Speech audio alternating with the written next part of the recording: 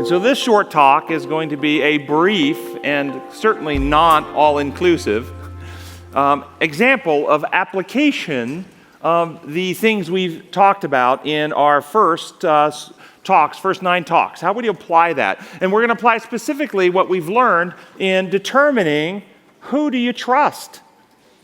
Who's trustworthy in your real day-to-day human relationships? How can you apply these things to determining who's trustworthy? Well, when you decide who's trustworthy, what is trust based on? Trust is based upon, does the other person love you more than they love themselves at its root? It's based on, are they transformed to have God's love in their heart, where they're capable of loving another person more than themselves, or are they still operating on the principles of me first, survival drive, and watch out for number one? If they're still operating on that principle, as long as things are going well, as long as there's not stress, as long as it works to their advantage, then they can do things that appear to be in your interest. But when push comes to shove, when sacrifice needs to be made, when they are operating primarily on self first, you will be sacrificed and you will be betrayed in order to protect themselves. We can't trust people who don't love us more than they love self. And so from lectures 1 and 2, understanding that, lectures 1 and 2, we understand God's original design. We understand the principles of love. Somebody emailed in a question and asked, define God's law of love. God's law of love is not simply an emotion of compassion. The law of love is operational and functional. It is the principle of other-centeredness, the principle of giving upon which life is built to operate. And we gave all those examples in the first lecture. And so, lecture 1, we understood God's design, how He built life to operate on that principle, and everything that lives gives, and it stops doing so, it will result in death. And there's multiple examples. I only gave a couple in our first lecture because we were trying to do small lectures, not these expanded long ones. And so in the first lecture, we learned about that. We learned that lies believed break the circle of love and trust, and humankind became infected with this antagonistic principle to love, this principle of survival drive, this selfish principle. We also learned about the law of liberty. And love only exists in an atmosphere of liberty. And understand that the human nature has been changed in this way. Notice what it says about Jesus in John 2. Jesus would not entrust himself to others, to them, for he knew all people. He did not need any testimony about mankind, for he knew what was in each person.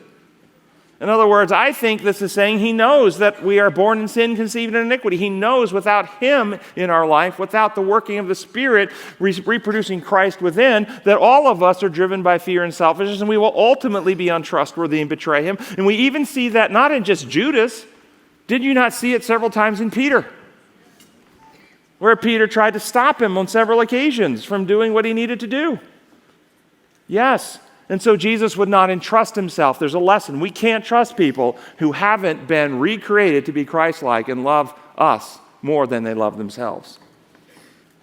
So the integrative evidence-based approach, thou shalt have no other gods before me. This is now third lecture, law of worship. By beholding, we become changed. So we understand that because of sin, all human beings are struggling with fear and selfishness. We don't look at people and throw stones. We look at people with compassion and love and recognize that we suffer from the same condition. And but for the grace of God, there go I. And these people could be transformed and renewed to become our best friends if they come to know Christ as well. We look to them and we know that we can't really trust them unless they have Christ working within and they come to love us. We also can evaluate the God they worship. Tell me about the God you worship, the God you believe in. And we can then understand from the law of worship what kind of person they're becoming. You can't avoid. I've seen this. Sometimes it's slow. I have seen people over the course of years, sometimes decades. I've known people for several decades. And I can see where they were when I met them. And I can see where they are today. And depending on the God they worship, they are changed over time. Either to become more gracious, more kind, more loving, more friendly, more approachable, more enjoyable. You have a unity, you have a bond. I've seen it. Have you seen it? Have you also seen the other? They become more untrustworthy, more self-centered, more accusatory, more divisive, more hard-hearted, more unhappy, more miserable, more symptomatic, more sick. Have you seen it? So you can use this and understand, hey, they're worshiping this type of a God. If they don't come to see God in His true light, this is going to have a derogatory effect on them over time. They will apply principles, even with good intention. I'm doing this because I want to follow God's will, but if they misunderstand God's will, well, they might strap bombs on themselves and blow people up in the name of God. That's an extreme example, but you can reduce that to something less than lethal and still see the same problem, can't you? So understanding the God people worship, the law of worship, can give us insight on whether we can trust people. Science, meditation on the God of love, we understand is calming to the fear circuit, which means we become less self-referenced as we're less fearful. Fear is the emotion that drives us to be self-referenced. Love casts out fears. We come to love, we become less fearful, which means we become less self-referenced. We become more capable of looking to a larger reality and using our resources to bless and help others as we're less fearful. So trust is based on what? First principle, does the other person love us, love you more than they love themselves? If the answer to that is no, you can still love them. Look at Jesus loving Judas. But you can't trust them. You can't. Because they'll betray you to protect themselves. And the second element that needs to be there in order to trust somebody, they have to have self-governance. Self-governance. Last fruit of the Spirit is self-control.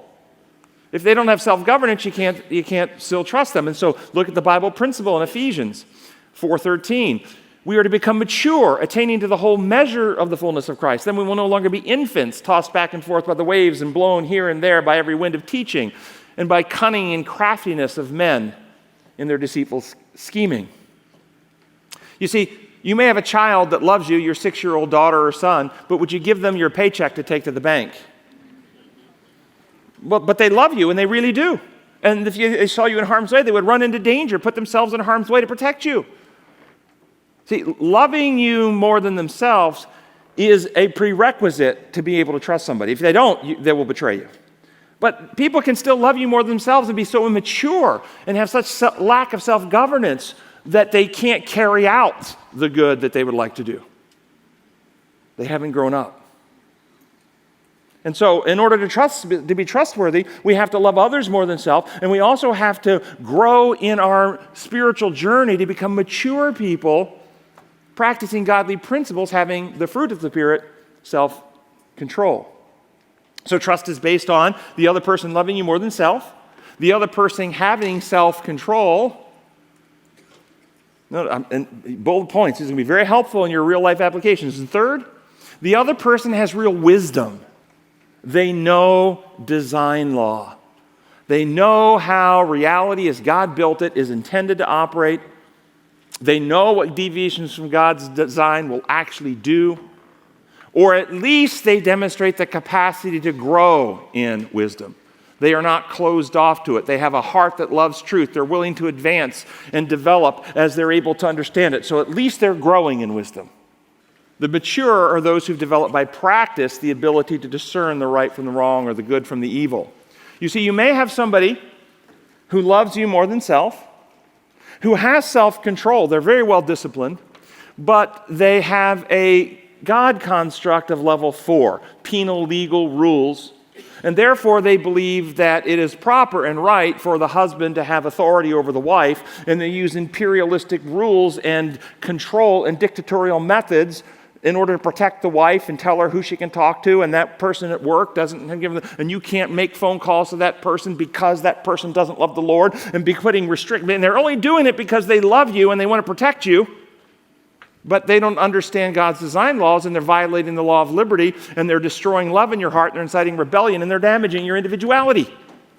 You can't trust that person, even though they love you, and they're only doing it because they love you, and they have self-control. They still don't have wisdom. And you can't trust that person. We must grow to understand God's design laws, how reality actually works, including the law of liberty. Level 4 thinkers can have that self-governance. But they often, and I see this a lot in patients that come to see me, with husbands or wives, on either side of it, you see it go both directions, where the person really loves their spouse, and they really want to help a healthy marriage, and they really want a happy marriage, but and they do have good self-governance. They are really, really what you might call disciplined people who live a very disciplined life. But when it comes to treating others, they want to enforce rules on their partner, rather than respect the individuality and the autonomy and liberty of their partner. And thus, those relationships suffer. Level 4 thinkers misinterpret the Bible through imposed law lenses and becomes like that dictator God that they worship. In order to have trust, we must apply the principles of God's design. We must have people who have surrendered to Christ and have hearts renewed that they love you more than self. They have to have grown in godly wisdom and personal self-governance so that they have self-control and also understand God's design laws. And there's one more thing that's necessary if you meet somebody who does love you more than self. They do have good self-governance, the last fruit of the Spirit. They do have good godly wisdom. They are a trustworthy person. But you have to have the ability and capacity to trust others in order for trust to be established.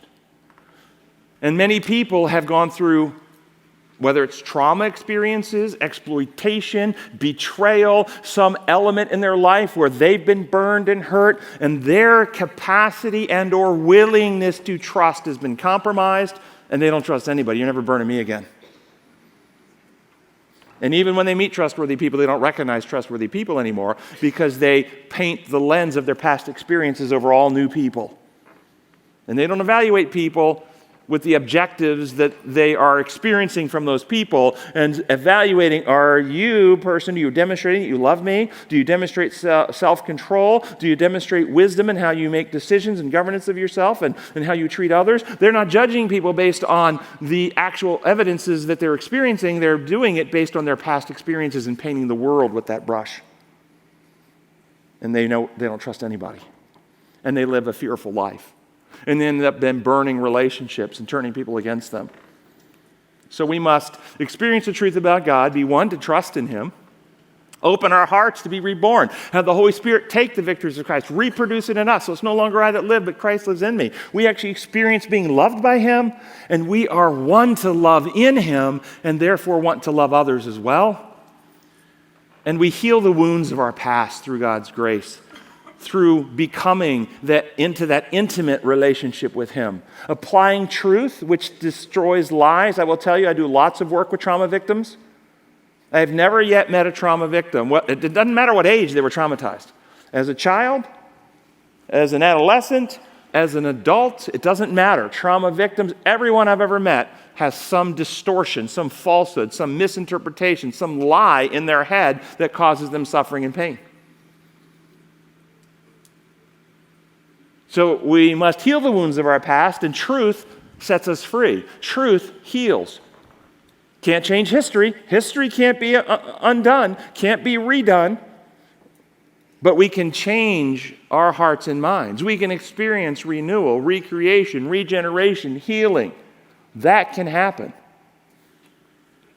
And then we must choose then, as we move forward, to apply God's principles in how we live our lives, in how we treat others, in the boundaries we draw in relating to others, assessing where we draw those boundaries based on the evidences that people reveal to us about who they are, rather than based on our deep insecurities, our longings to be accepted, our wishes to be loved. And so people make decisions with hopes, dreams, and wishes, ignoring evidences, and they get burned over and over again.